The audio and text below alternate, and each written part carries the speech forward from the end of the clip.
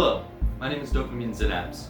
Before receiving my formal education in neuroscience, I became broadly interested in the topics of biology, pharmacology, and chemistry through the realms of specific subcultures such as biohacking, bodybuilding, psychoactive drugs, and various meditation practices.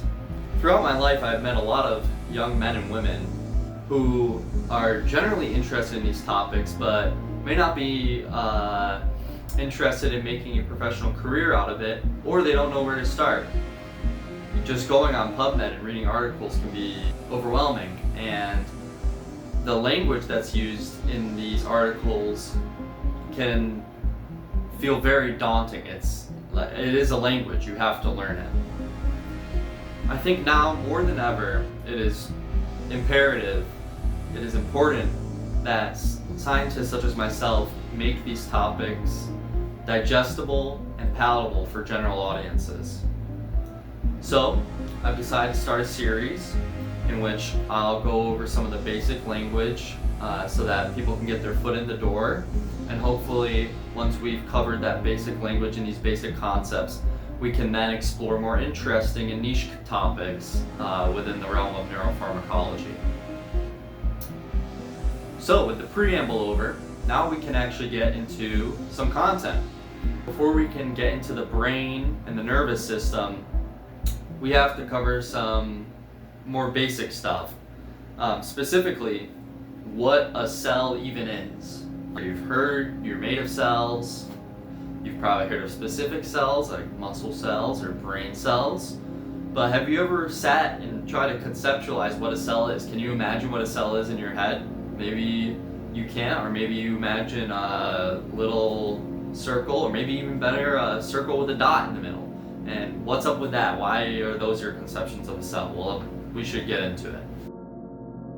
The most basic way I like to conceptualize what a cell is as a bubble of fat. A spherical bubble of fat that floats in water. The fat layer separates the outside water versus a small amount of water inside the bubble. It's like if you took a balloon and filled it with water and then you submerged it in like a bucket of water, right? Except instead of being made out of rubber, this balloon would be made out of fat, long chain fatty acids, right? This bubble of fat that comprises the outside of the cell, the wall of the cell, is called the cell membrane. You can also hear it called the plasma membrane.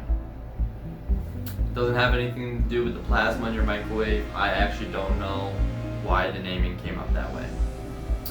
You're comprised of 30 trillion of these little balls by the best estimates. Obviously it varies, right? And they're teeny tiny. One cell is 30 micrometers. I know that unit of measurement probably doesn't have any reference to you, so that's 1/1000th of an inch. It's 3/1000ths of a centimeter. It's not even 1% the size of a grain of sand.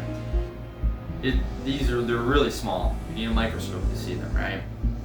So now for a visual demonstration, because I know you're asking for one. No. So this is like our cell membrane. You can see barely. Here he is. So this guy is sitting in a extracellular space of air. He just popped, and he's filled with air. So our cells are just like that, except instead of being made of like a detergent, they're made of a fatty acid. We'll get into that later. And the extracellular space, instead of being air, is water, and the inside is water too, right? Salty water. Oh, there you go. That's a nice one. So here's our little guy. The problem is, these bubbles, they're weak. You can pop them. They don't got much structure to them, right? So why is it that all your cells don't just pop and you turn into a horrific, undulating pile of goo just sitting on the floor, slowly spreading out over your hardwood or tile? Well, the reason all your cells don't just pop and lose their shape or whatever other misfortune is actually the same reason that you have structure and aren't just sort of a horrific pile of flesh. It's bones, right? So on the large level, like we have bones to like hold our muscle and keep our organs in place and fight against the ever-present force of gravity. Cells do the same thing, but way smaller.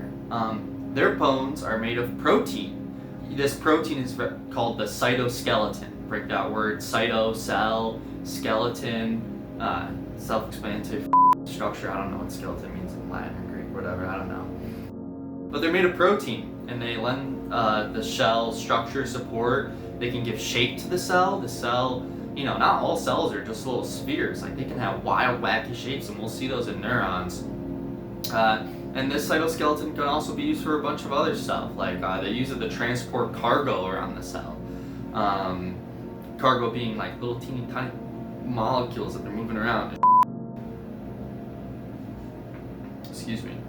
Okay, so constructing this cytoskeleton is no easy feat, right? We're gonna need to spend some energy here, right? You can't throw up a building without, you know, running up the power bill on your equipment or whatever.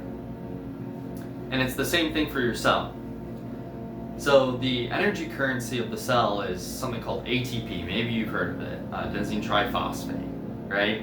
ATP comes from carbohydrates. That's why you have to eat carbohydrates to get energy. It's actually, this is the whole business with the mitochondria. Remember the powerhouse of the cell? Oh my God, yeah, you said the thing. It's the same thing. The mitochondria's whole job is just to take carbohydrates and chop it and kick it and bend this molecule and force them into this ATP guy. And this ATP guy, he's got a lot of energy. Like he's kind of, for reasons beyond the scope of this video, by breaking the bonds in this ATP molecule, you can release energy, and then that released energy can be used to do work in the cell, right?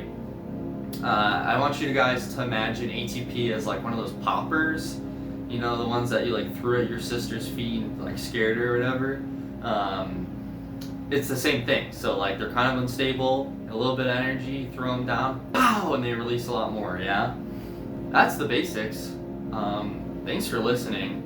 We'll go more into depth about all this later on. For now, if you have any questions, please leave them in the comments. There's no such thing as a dumb question. If you like the video, do all the things. I won't go over it, whatever. Thank you so much. Have a good day. Stay curious. Deuces.